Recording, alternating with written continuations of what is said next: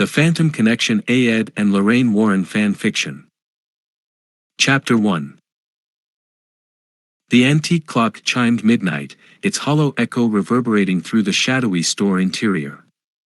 Dust particles danced in the dim moonlight streaming through the window panes. The space was cluttered but meticulously organized, with furniture, decor, and knickknacks from decades past occupying every corner. It was in this stillness that Ed and Lorraine Warren received an urgent call requesting their expertise. They had built a reputation as skilled paranormal investigators, equipped to handle even the most chilling of supernatural cases. When cases strayed beyond the bounds of the easily explained, people knew to call upon the Warrens. The store owner's voice trembled as he detailed the unsettling occurrences plaguing his antique business. It had started with small anomalies, knickknacks falling over, floorboards creaking. But lately the events had become more sinister. Apparitions sighted drifting down aisles, cries echoing from deep within the stock rooms. He feared the escalating activity would soon drive away customers and force him to close the store's doors for good. After some discussion, Ed and Lorraine agreed to take on the case. The details hinted at a powerful haunting, unlike anything they had encountered before. Grabbing their overnight bags, the couple made their way to the antique store, hoping to uncover the cause of the disturbances before it was too late. The stage was set for a paranormal mystery that would test the limits of their expertise. Chapter 2. Ed pulled the car up to the antique store, the headlights cutting through the darkness. Despite the late hour, faint light glowed from, cascading onto the mist-shrouded parking lot. As they stepped out, the cold night air sent a shiver down Lorraine's spine. The store exuded an aura of foreboding, as the secrets contained within its walls resented being disturbed. Lorraine glanced at Ed, sensing his trepidation. They had sworn an oath to help those plagued by the paranormal, no matter the risk. But that solemn vow did not make each new case any less frightening. Ed opened the trunk and began unloading equipment, cameras, recorders, electromagnetic field meters. Lorraine helped organize their ghost hunting kit, mentally running through the procedures they would use to diagnose the supernatural forces at play. Their expertise was steeped in research and investigation, not guesswork. They would approach this case systematically, utilizing every tool at their disposal. Upon entering the store, the suffocating aura of dread was palpable. Every shadow held uncanny potential. Lorraine's psychic intuition went on high alert, detecting restless spirits tangled in the web of antiquities. Just beyond the veil, a malevolent presence lurked. This would be no routine case. But Ed and Lorraine were up for the challenge. The night was young, with ample darkness ahead for unraveling secrets that were never meant to be disturbed. Chapter. Morning sunlight filtered through the dusty windows, illuminating the extent of the store's labyrinthine layout. The perimeter was bordered by larger furniture, armoires, grandfather clocks, four-post beds. Makeshift aisles wound through displays of smaller relics, porcelain dolls with tangled hair, tarnished silverware, distressed books. The deeper they explored, the more cluttered the space became. It was clear someone had gone to great lengths curating this eclectic collection. Ed and Lorraine moved slowly, cradling audio recorders to document any anomalous sounds. The electromagnetic field meter remained silent, for now. But the hair on Lorraine's neck prickled with the sense they were not alone. Her psychic radar attuned to a lingering energy attached to many of the antiques. Tragic histories, she muttered. I'm picking up remnants of those who owned these objects, and how they suffered. Ed's expression grew grim. Past trauma provided prime fuel for paranormal happenings. Whatever tormented souls were bound to this store, unlocking their stories would prove key. But where to begin in a space bursting with so much forgotten history? They split up, covering more ground separately. It wasn't long before activity sparked, a crash from Ed's direction, an icy breeze down Lorraine's aisle. The spirits were making their presence known. Personal attachments and pain tied to physical objects provide conduits for supernatural contact. And this store was choked with them. Night would soon fall, allowing energies to converge under the cloak of darkness. Tonight, the real work would begin. Chapter 4. Evening's last rays of sun vanished as closing time arrived. The store owner, Henry Talbot, emerged from the back office looking haggard. His eyes held a haunted gleam, accentuated by dark under-eye circles. He shuffled down the center aisle to meet Ed and Lorraine. "Any progress?" he asked hopefully. "We've collected some initial data," Ed replied. "But night is when paranormal activity tends to escalate. We need to experience that firsthand." Talbot nodded grimly. "I used to relish closing up shop as dusk fell. Now it fills me with dread. Because I know they'll be coming." Lorraine touched his arm reassuringly. "Can you describe what typically occurs after dark?" The man shuddered. "Strange noises, phantom breezes. I've seen apparitions passing between aisles. Once I swear I heard a woman crying, a long, piercing wail coming from deep within the storerooms. It's gotten so frightening my employees refuse to work evenings. Please, you have to make it stop before it consumes this place." Ed and Lorraine exchanged a look. They were prepared for increased spectral activity after nightfall. But Talbot's experiences hinted at an unusually intense haunting.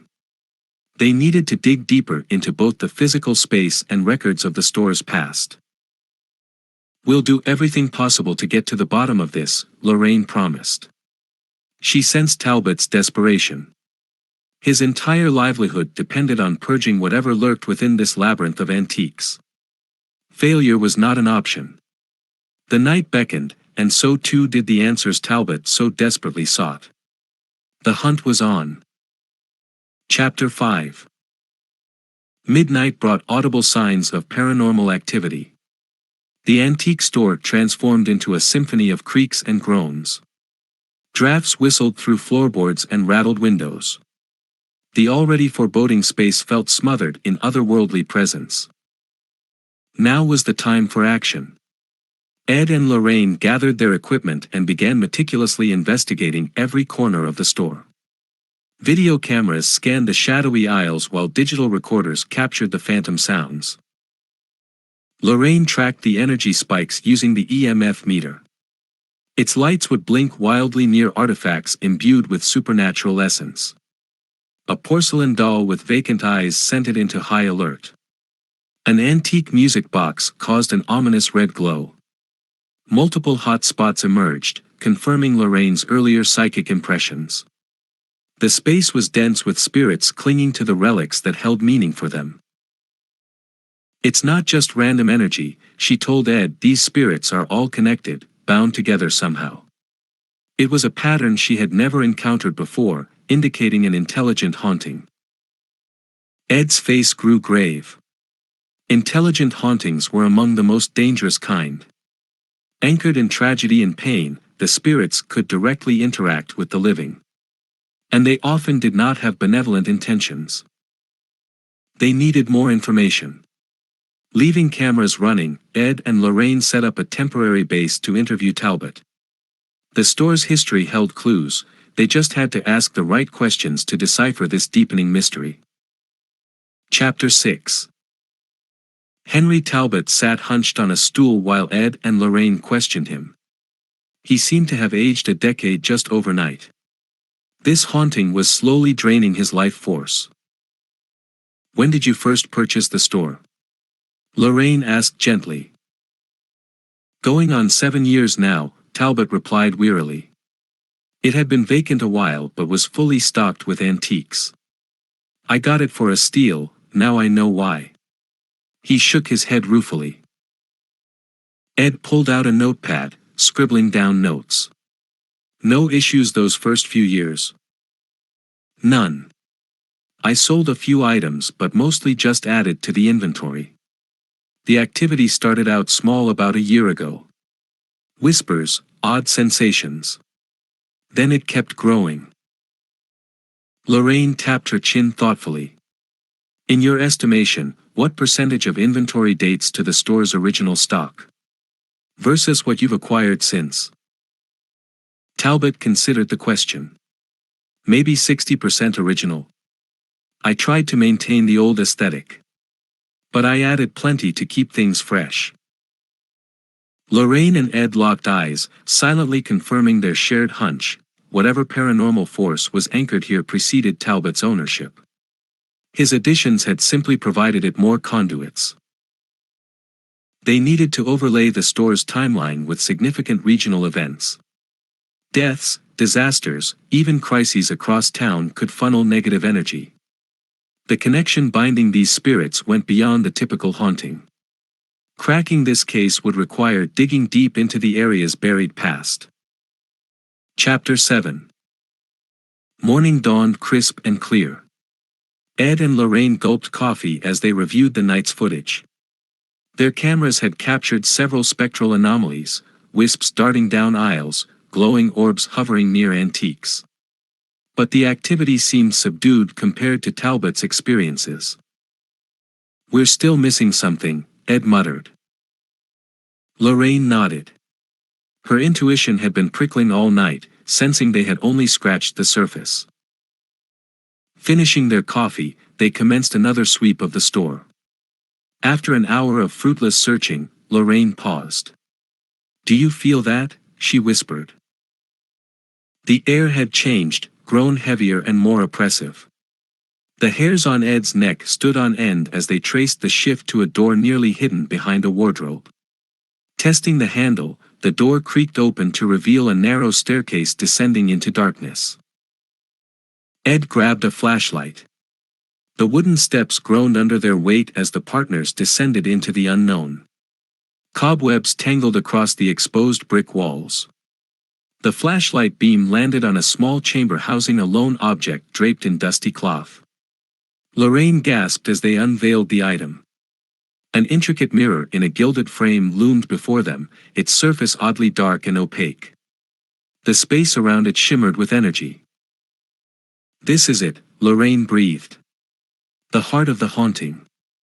If they were to finally unravel the store's secrets, the mirror was key. Little did they know, the answers it held were more terrifying than they could fathom. Chapter 8. Ed gingerly picked up the dust-covered mirror, handling it with care as they brought it upstairs. Wiping away some of the grime revealed strange symbols etched around the frame. Lorraine snapped photos to research the markings further. Upstairs, Lorraine swept an EMF meter around the artifact. The lights instantly flared red, confirming the object's powerful connection to the paranormal forces. A noticeable change had occurred in the store's energy since unearthing this mysterious piece. Talbot stared at the mirror, eyes widening. Where on earth did you find that? I've never seen it before. Hidden downstairs in what appeared to be an old stock room, Ed replied. Does it look familiar to you at all? The shopkeeper shook his head. I swear, it's a complete mystery to me. Do you really think it's linked to whatever's happening here? Lorraine nodded solemnly. Without question. Its energy is intertwined with the activity we've documented so far. She did not mention her deeper suspicions, that this was no ordinary haunted mirror. A dark purpose lurked beneath its opaque surface. They needed to learn its secrets, before whatever dwelled within sought them out first. That night, they focused their investigation on the mirror. Cameras monitored it continuously, and Lorraine concentrated her psychic senses on gleaning its history. But concrete answers remained frustratingly elusive. One thing was clear, unlocking the mirror's significance was the key to ending the haunting. Each hour that passed, its sinister power grew. Chapter 9. Lorraine leafed through documents, seeking any references to the store's past. Newspaper archives, public records, genealogy websites, she scoured every resource available. Slowly, a timeline emerged, The store originally opened in 1912 by Jacob Cartwell, an avid collector looking to share his antiquities obsession. For 40 years, Cartwell amassed inventory from estate sales, auction houses, even private homes. Some items were donated freely. Others, not so much.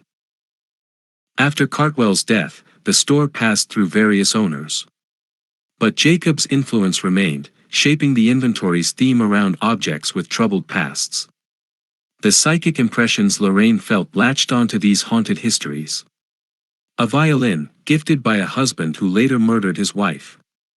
An emerald ring, stolen from its rightful owner who then killed herself. A portrait of a child who died under tragic circumstances. Each item tied to loss, betrayal, cruelty. Emotions that can imprint on physical objects, and linger for decades. The mirror's origin remained shrouded. But Lorraine now understood how the store attracted restless spirits. Its very contents were destined to be haunted. She prayed that knowledge would help them finally bring peace to the tormented souls still trapped here. Chapter 10, Building Suspense. Ed reviewed Lorraine's background research with a furrowed brow. So this space was designed to harbor supernatural forces. Lorraine nodded gravely. Jacob Cartwell wanted to create a playground for the paranormal. He succeeded, perhaps too well. All those decades of gathering haunted objects led to what we're witnessing now, a convergence of tormented spirits. Ed gestured to the shrouded mirror. And that seems to be binding them together somehow. Lorraine shivered. Since finding the mirror, the activity had grown frighteningly intense. Spectral faces peered from its dark surface now. A palpable anger seethed around the artifact, as if resenting Ed and Lorraine's interference. Whatever is behind that glass, it does not want us involved, she said quietly. We're disrupting the dynamics that have kept these spirits trapped and tormented. I fear things will only get more dangerous from here. Ed's jaw tightened. Then we better uncover that mirror's purpose quick. Once we understand why it was created, we can start breaking its hold. Lorraine glanced around the shadowy store, feeling the restless ghosts pressed in close. She and Ed had sworn to help those harmed by the paranormal find peace. But they could not do that blinded. A battle was brewing in this space. And its outcome would determine far more than just the fate of Henry Talbot's antique store. Chapter 11. A crash jolted Ed and Lorraine awake. Heart pounding, Ed checked the monitor trained on the mirror. Its dark surface roiled like storm clouds.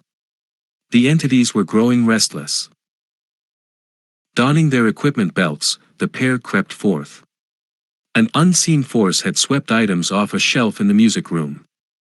The EMF meter blinked wildly as Lorraine scanned the area.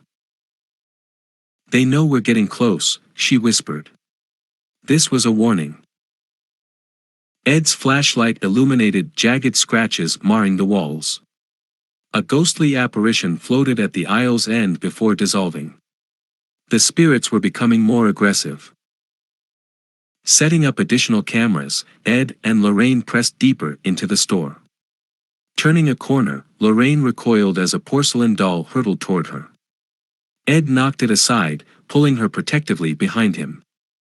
A menacing laugh echoed down the aisle. The entities were toying with them now. Lorraine fought rising panic. Whatever evil had infected this space, they had to stay focused. The answers they sought waited in the darkness, amid the watching dead. The night wore on, bringing more chilling encounters. Shattered glass sprayed down an aisle, making Ed and Lorraine dive for cover. Dark masses darted overhead, their creeping passage tickling the skin. As dawn broke, the couple stood back to back surveying the destruction. This night had tested them. But their resolve held strong, they would keep fighting, no matter the cost. The ghosts of this store may be relentless. But so too were the living who had vowed to unravel their secrets. Chapter 12. Lorraine sat cross-legged, eyes closed in meditation. She sought to establish a psychic connection, appealing directly to the entities underlying the haunting. Though a risk, she hoped to persuade them of their benevolent aims. As her mind calmed, Lorraine found herself in a shadowy replica of the antique store. Through the gloom, figures began to coalesce. Men and women from varied eras, bound together by their suffering.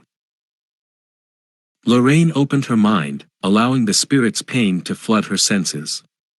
She felt the bite of betrayal, the anguish of loss, the helplessness of being trapped. Tears slipped down her cheeks at the intensity. "You have endured so much," she spoke gently.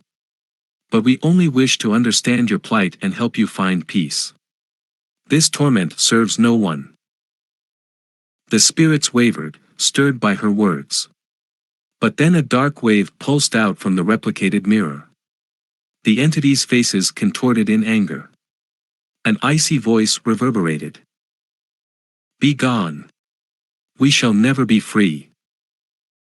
The wave crashed into Lorraine, ejecting her from the vision. She awoke with a sob, Ed rushing to her side. Though difficult, the encounter had provided insight. The spirits were slaves, being controlled by an ancient evil inhabiting the mirror. They needed to shatter that control before the entities could be freed. The darkness would not cede easily. But she must cling to hope, for all their sakes. Chapter 13. The antique store transformed as night fell once more. A bone-chilling cold permeated the interior, accompanied by a ceaseless susurration that raised the hairs on Ed and Lorraine's necks. The spirits were fully awake and eager to thwart any progress on unraveling their secrets. Ed stood before the artifact, shining a flashlight over the intricate frame as he searched for any maker's marks or inscriptions. Meanwhile, Lorraine studied the arcane symbols etched around the glass, cross-referencing occult texts to decipher their meaning. After hours of painstaking research, a breakthrough emerged. Lorraine gasped as the ritual purpose of the mirror became clear. It had been designed to ensnare spirits and bind them in eternal torment. The etched symbols worked together to form a powerful spell that kept the ghosts trapped within the dark confines of the glass. It was necromantic magic at its most sinister. "No wonder the poor souls can't move on," Lorraine murmured. "Their energy is being leached by this accursed object." Ed's expression was grave as the implications sank in. "Then we have to break its hold. If we can disrupt the spell, the spirits might finally be freed," Lorraine finished with a nod. Destroying the mirror would not be easy. But now they understood its true nature. This changed everything, providing the key they needed to save these suffering entities at last. The night pressed on as Ed and Lorraine prepared for the confrontation ahead. The mirror and its puppet master would not loosen their grasp willingly. As the witching hour approached, the investigators steeled themselves. The time had come to shatter this profane artifact, or be shattered themselves. Chapter 14.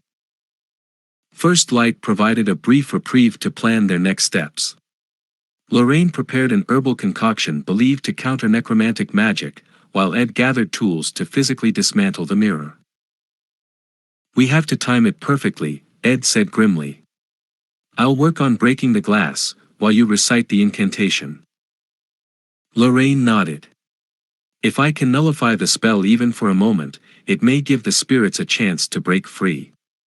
She glanced around warily, feeling the oppressive presence watching them.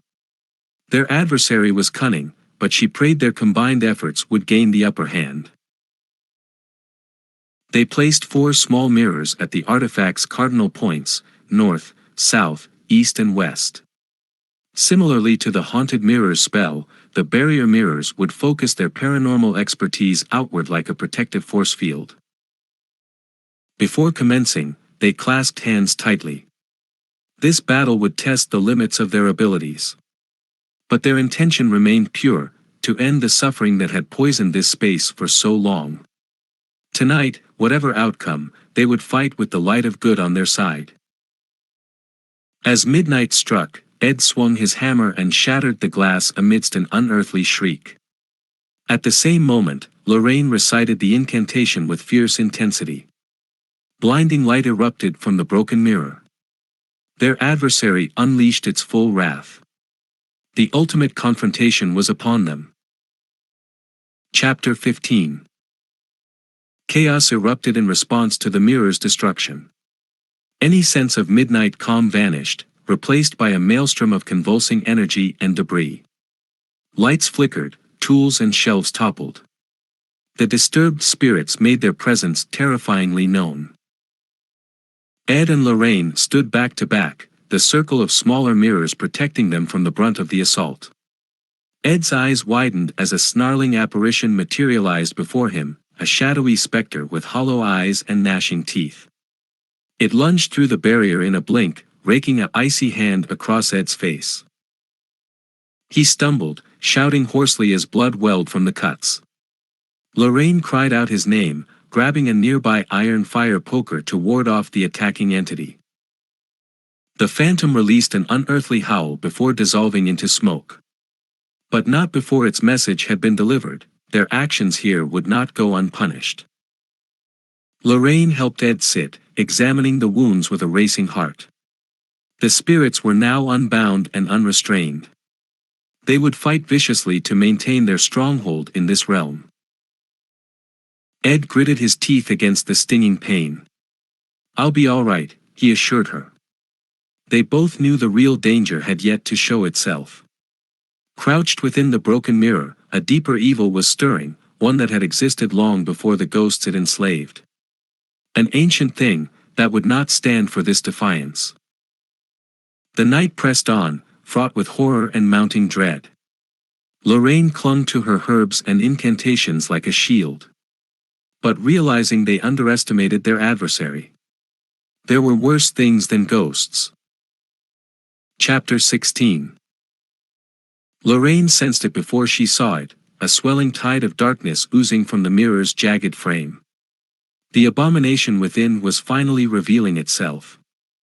A form took shape, vaguely humanoid but dwarfed by spiny wings and talons. The creature's eyes smoldered like hot coals in a face both beast and man. The monster let loose an unearthly shriek that rattled storefront windows. Ed and Lorraine shielded their ears in pain, watching in horror as it unfurled to its full, towering height. "Demon," Lorraine whispered, making the sign of the cross. The fiend's gaze bored into them with hellish intensity. When it spoke, its voice was a guttural rasp. "You fools, this binding was ordained centuries past, now you shall pay the price." With frightening speed, it sprang directly at them, swiping the barrier mirrors aside like toys. Ed and Lorraine leapt clear of its razor claws by mere inches, crashing into a bookcase. Pain exploded through Lorraine's ribs, but she staggered upright, gripping her rosary. The demon's wings beat furiously as it rounded on them again, overturning displays in its fury. There was nowhere to run or hide from this nightmare-made flesh. Their only hope was to destroy the creature before it destroyed them, or die in the attempt. Chapter 17. Lorraine raised the rosary, letting holy incantations flow from her lips in rhythmic verse. The guttural words seemed to land physical blows against the demon, driving it back with pained shrieks. Skin sizzled where the blessed beads struck its corporeal form. Across the store, Ed scrambled to grab canisters of salt and iron filings, two substances known to repel evil entities. With a roar of defiance, he hurled them toward the flailing creature. The salt burned its flesh, while iron particles sought any vulnerability like guided missiles. Dark ichor splattered the walls as the demon howled. Lorraine pressed her advantage, brandishing a crucifix that caused the creature to recoil violently. Ancient spells of warding and protection lent power to her voice as she forced the fiend back toward the mirror's maw. She could feel its link weakening as the artifact's frame came into view. "Now, Ed," she shouted. "Shatter it." Ed swung a cast iron candlestick with all his might, directly into the tainted glass. With a deafening shriek, the demon was sucked back into the cursed portal amidst blinding light. An unnatural gust extinguished every candle flame and light bulb. Panting, Lorraine clung to her crucifix in the sudden darkness. Had they done it? Was the phantom connection finally broken? Holding each other close, Ed and Lorraine waited anxiously for any sign of the spirit's presence. But none came. Only stillness, and the faint light of dawn peeking through dusty windows. Chapter 18. Daybreak revealed the extent of the destruction: collapsed shelves, debris scattered across the floor, claw marks gouged into walls. But those could be repaired in time. Henry Talbot entered the ravaged store, looking around with an expression of wonder. "The air feels lighter somehow," he murmured. "It's like a weight has been lifted." He clasped Lorraine's hands, eyes shining. "You did it. You freed them." Lorraine managed a tired smile. "We can only hope so. But it will take time to be certain." Ed winced, holding his bandaged arm where the specter had clawed him. The wounds would heal. His pain was nothing compared to what the spirits had endured for so long. If even one had found peace, it was worth all they sacrificed. In the following days, no paranormal activity occurred. The antiques exuded only calm energy, signaling the torment that had polluted them was ended. Lorraine still felt watchful presences, but benign, lingering in gratitude, not rage. Their work here was done.